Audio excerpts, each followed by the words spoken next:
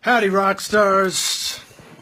Wanted to give you guys a little tour of our big guitar setup we've been doing here in the studio this past couple of weeks.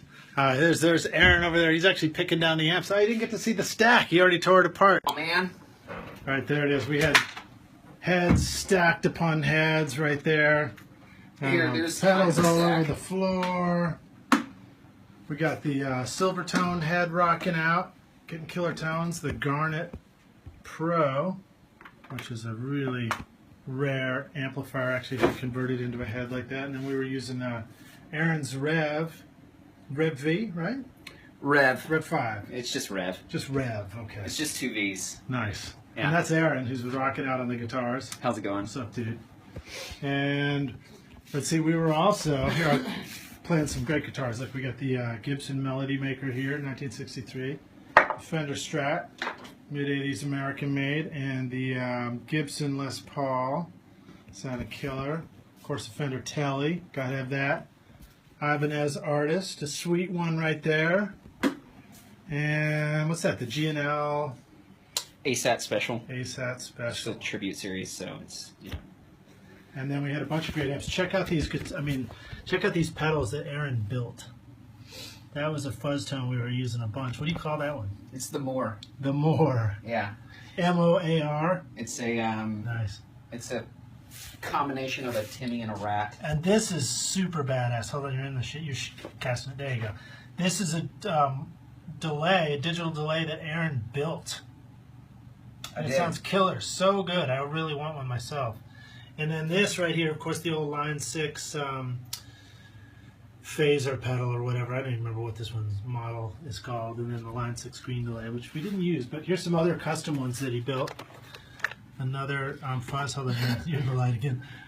The Kingslayer is a Klon clone, and the Green Bean is a Tube Screamer clone, both with switchable diodes for different sounds. Awesome, awesome. And then what else? We also had the Fender Pro Junior here. We didn't end up using it, but you can unplug the speaker on it and run it on a speaker cable. So we were like coming into the amp heads, and then we got this speaker cable back here, which, there it is. This actually just runs from the control room all the way. Bam, biddy, bam, biddy, bam.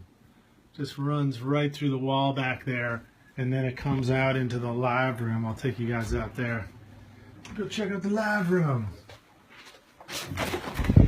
So we had the speaker running straight out here to this custom cab with the 112, and I actually don't know what this is, but it sounds killer. It's the same one I used on Skadoosh.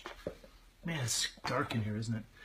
But this was really exciting. So we were using triple mic in the cabinet. We've got the SM57 rocking out right there. And then give a shout out to James Curtis. What's up, dude? And then I'm using the Roswell Pro Audio Delphos. Finally got a chance to use it on guitars, and it sounds fantastic. It was adding like a full bodied low end, and then also like a nice kind of nice top, you know. And then also we've got this great, I don't know if you can see it, but the B&O ribbon mic that has a Royer ribbon, 121 ribbon installed in it, and transformer. So that's a custom build right there. And then so that's the speaker line, like comes through the door and just comes straight out to the cab. So that's kind of cool to be able to cut from straight in there. And then we also had a few amps rocking out in here. We had his Fender Deluxe, or DeVille, sorry, Fender DeVille. We didn't end up using that, but we did end up using the Gibson Falcon. This is like a classic for my studio with the 57 on it. It's got volume, tone, verb, some great tremolo, which we didn't get into this time. But we used the Quilter amp. Turned out to be super, super awesome. What's up, Tex? What's up, Tex? Giving a shout out, dude.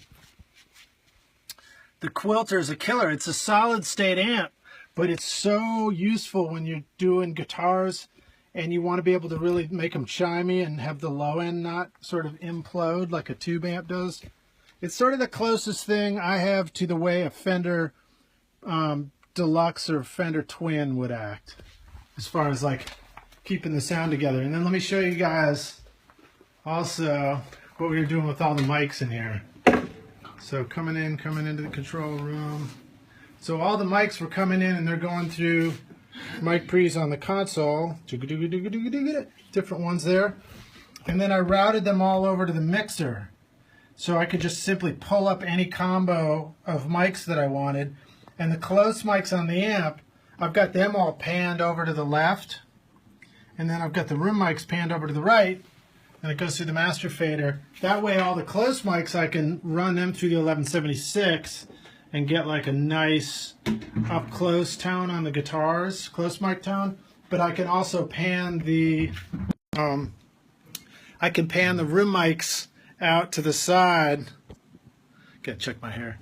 I can pan the room mics out to the side, and then when we're recording in Pro Tools, we were just doing stereo tracks and everything. So I just basically record a stereo track for every guitar part and just kind of sculpt the tone as I went with the faders on the console. So that's a really fun way to work. Makes it a little hard to recall it or do it again later. You got to take a lot of pictures if you want to do that, but it's a great way to get some killer tones. All right, just wanted to show you guys all that. Cheers. Peace.